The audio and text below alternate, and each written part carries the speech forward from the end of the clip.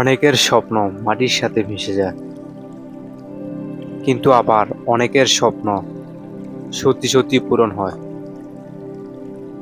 এই লিবিয়া নদীটা পার হলেই আপনার স্বপ্নের দেশ ইউরোপ কান্ট্রি ইতালিতে পৌঁছাবেন।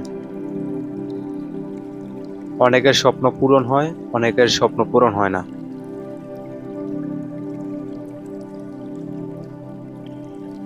অনেকেই নদী থেকে পার হয়েও ফিরে যায়, আবার অনেকে নদী থেকে পার হয়ে স্বপ্নের দেশ ইতালিতে যায়।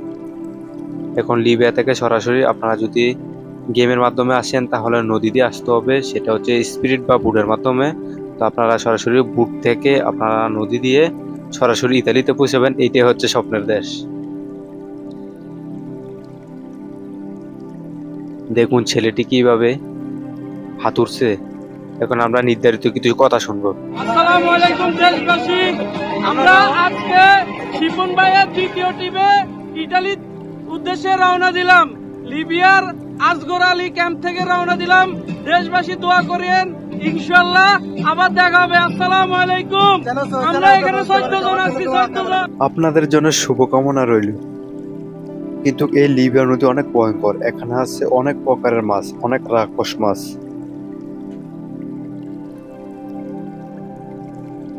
এখানে অনেক মানুষের মৃত্যু হয়, যেমন স্পিড বোট থেকে পরে অনেক স্রোতের সাথে অনেক মানুষ মিশে যায়। হ্যাঁ বন্ধুরা, এটি অনেক রিস্কের কাজ। আপনারা অনেক রিস্ক নিলে তাহলে ইতালিতে আসতে পারবেন, এবং আপনার যদি ভাগ্য থাকে তাহলে আপনি পৌঁছাতে পারবেন। আমাদের বাংলাদেশ থেকে নিয়মিত অনেক মানুষ ইতালিতে যায়, এও অবৈধভাবে।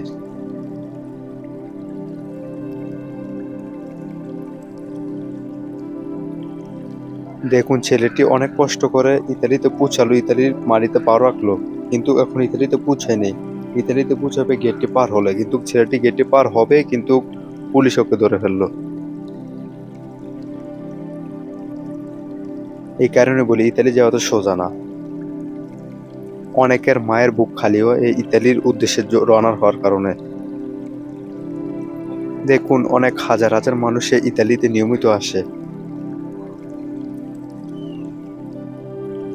অবৈধভাবে আসার কারণে অনেকে মারা যায়, আবার অনেকে সুষ্ঠুভাবে ফিরে। এরকম নিত্য নতুন ভিডিও পেতে আমাদের চ্যানেলটি আপনারা সাবস্ক্রাইব করে রাখতে পারেন।